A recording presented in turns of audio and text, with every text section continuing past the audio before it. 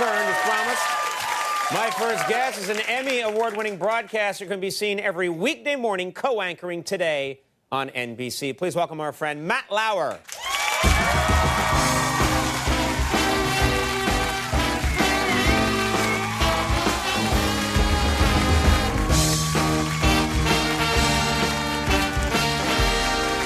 How you doing? I'm good. Nice to see you. Nice to see you. I'm always so grateful when you come on the program. Like, you need to be on more television. That's all right. No, it's good. And you have a few shows left here, so I'm happy to kind of come by and wish you well. It was touch and go, though, to be honest with you. You and I had a little bad blood going there for a while. We had a little bad blood not too long ago. Let me explain to our audience. We had a little bit of a feud. Let me explain what happened. We, at our own expense, purchased a Late Night with Conan O'Brien balloon, a Conan balloon. An obnoxious, inflatable, big version of Conan. That's a crazy description of what was a beautiful balloon. And we would use it to try and promote our show out on the street, right outside. In the middle of when I was trying to do my job on my show, he would take the opportunity to bring up his obnoxious, inflatable, large version of Conan. I thought that it would add some spice to your program. I thought you would enjoy it. And I was shocked by your reaction. I think we have a tape. Should we show it? All right, let's take a look. And many of them say I could work with my wife. I'm not sure I could work for my wife. That's where they would probably draw the line.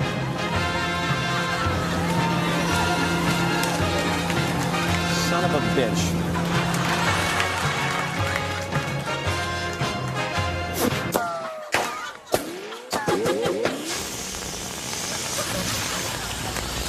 Also coming up in this half hour, your brain and... Let me get this right. So here's what I don't understand. That's an $85 balloon that you here's what I don't understand. Destroyed. You go Unabomber if the Real Housewives of Orange County crawl animated style across the screen of Law and Order. Yes. And yet you bring your obnoxious full-size Conan blow-up doll in the middle of my live program. Okay, listen, here's the difference. I only have an hour of television tonight, a night, okay? I can't be distracted in any way. You are filling now 65 hours a day. It's 4 hours a day. Soon they're going to add 3 more hours. It feels like 65 hours a day. Look, let's put it behind us because we've had a long history together. We do. I believe in 1993, when I was announced out of nowhere, they plucked me from obscurity to replace David Letterman. I believe one of my first interviews with anybody, maybe the first, you were not even at the Today Show yet. I came here to New York, and you were at WNBC. I was at WNBC working at local television, and the funny thing is, the interview happened right across the hall in the newsroom of WNBC. It was your first week on the job. I thought, I probably had not even started yet. You weren't even started on the air yet. You were just knew anything about me. Yeah. And I sat down and I did this long interview with you, and I will tell you then, just pure credit for him. I did the interview, and as soon as it was over, I walked around and I told anyone I could see, I said, this Conan guy, he doesn't stand a chance. It's just not going to happen. It's not going to happen. It's not going to happen. A lot of people were thinking the same thing. I wept openly during your interview. I really am. I'm proud at what's happened over the last 16 years. You know what's funny is, first of all, I can't believe that was 16 years ago. You were just doing the local news. Yeah. I was just starting out, and it doesn't even seem like that's possible that it could be that much time. Actually, the first time I ever saw Conan perform was at a birthday party for a former executive here at the company. You also had... That's right, Bob... 50th birthday party. It was about 2 days after they had announced me from obscurity. They took me up to New York, and then they said, you've got to show up at this party for the head of NBC, Bob Wright. I didn't even know who a Bob Wright was. That's right. I knew nothing. He was very nervous. He walks into this room of about 200 people, and Johnny Carson gets up and does 15 minutes of jokes, and then Bob Wright turns and says, Conan, come on up, say a few words. And True story. I saw my life flash. It was going up after Johnny, and my life flashed before me. You hit it out of the ballpark, and I think we all knew at that point things were going to be okay. They really were. You did so great. It was amazing. It was amazing. Unstoppable. You're right. And said, I was fantastic. You're absolutely right. Let's talk more about how great I am. I'm going to do a 4-hour late night tonight with my pal. Let's talk about something that I think should be discussed. It's much more important than anything I've accomplished, which is this inaugural just occurred. It captured the imagination of the nation, I think of the world. Yeah. You were in Washington for the inaugural, covering it, but you didn't get to actually attend the inaugural. No, is that Meredith right? and I went down. We did our program from Washington that morning, kind of the build-up of the inaugural. But then, because I had to do the show the next morning from New York, we kind of scooted out of town. Actually, we were at National Airport just long enough to see then President-elect Obama walk out onto the west front of the Capitol to the great ovation. But we had to leave and get on the shuttle. They were telling us the door is closing, so we didn't get to see the speech.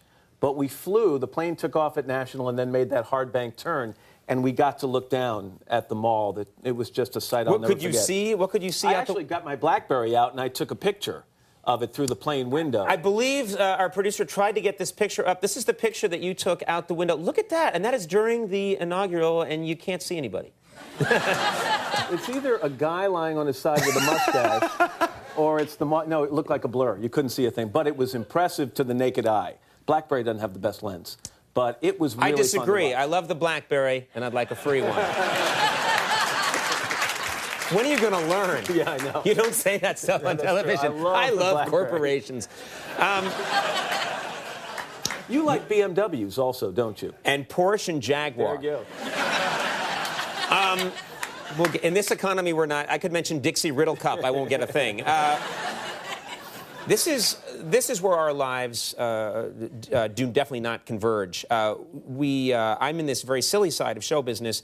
You have a very important assignment. You're going to the White House on Sunday, and you are going to interview Barack Obama, President Obama. It's Super Bowl Sunday, this coming Sunday. NBC has the game, right? Yeah, okay. NBC has the game.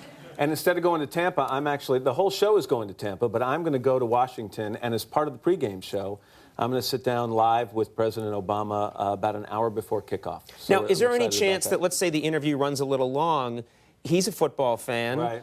Would you be able to potentially watch the Super Bowl with the president? He said no, but That's sad that it came up and you already know the answer. I was thinking of, going to Sasha and Malia and saying, I really have nowhere else to go. Right. And I don't want to be on the plane again as the kickoff thing. So I was thinking of, maybe having a little pony keg with me, offering it up as a housewarming gift. He's a fun guy. And saying, I got pigs in a blanket, I can stay.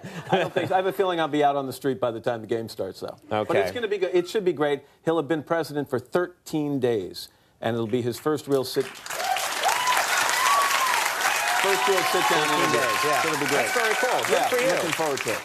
We're all looking forward. That's going to be during the Super Bowl. About an hour before kickoff. An hour before kickoff. Watch that interview and then enjoy the Super Bowl. And, of course, today, as if I even needed to mention this, today airs weekday mornings right here on good old NBC. Matt, you've always been very nice to us. Thank you very much. You've been great to us. You're a good man. Matt Good Lauer luck will be in right LA. back. Steve Harvey. Stick around.